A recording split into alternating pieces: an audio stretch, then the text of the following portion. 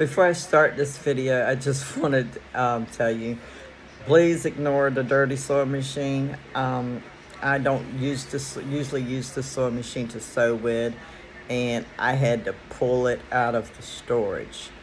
And I should have cleaned it up before I started using it, but I didn't. So just look at it because it's pretty dusty.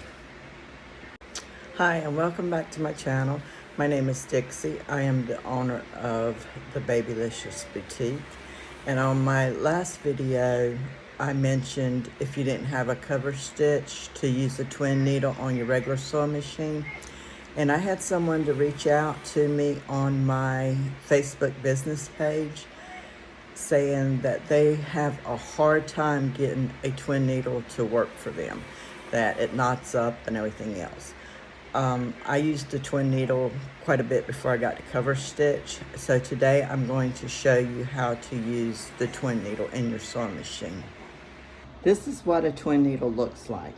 And you put it in your sewing machine the same way you do a regular needle. Except, the only difference is this has two needles instead of one. The one thing that you're going to do different is going to be how you thread your machine. I haven't used this twin needle probably over a year, so I'm hoping it's still sharp and everything. So I'm going to put this in my sewing machine, and then once I get it in my sewing machine, I will come back and show you how to thread.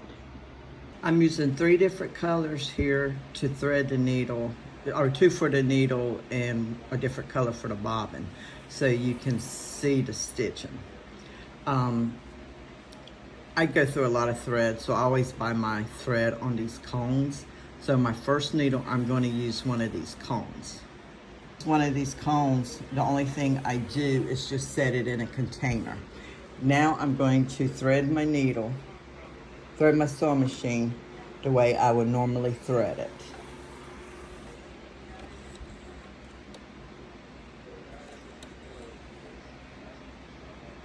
Once I get my needle threaded, or my sewing machine threaded the way it should be threaded, I am going to put this thread in this first, in my needle to my left. I'm going to thread that needle. Okay, now I'm going to use a regular spool of thread for the second needle. I'm going to thread it just like I would the first needle. Exception is when I get down here to this little hook, I'm not going to put it in that hook. I'm going to leave it out, and I'm just going to go straight to the needle, and I'm going to thread that one through the needle on the right. Okay, I have both needles threaded. I have a piece of scrap material that I used the other day. I have it, I don't have this folded down right or even, but I'm just going to show you. And guys, I haven't used this sewing machine in a while, so we're gonna see how it works. And I want to back stitch start at the beginning. And leave it on your straight stitch.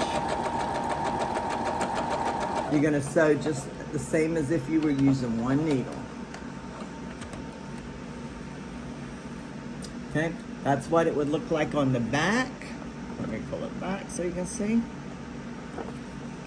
And this is what it would look like on the front. And I used the different colors so you could see. Okay, I didn't adjust my tension or anything, but this is what it would look like on the front. You got the 2 stitches just like you do on the cover stitch. And then on the back, this is what it would look like. See, it would cover your raw edges just like the cover stitch does. I hope this helps you. If you have any questions, feel free to ask. Thanks.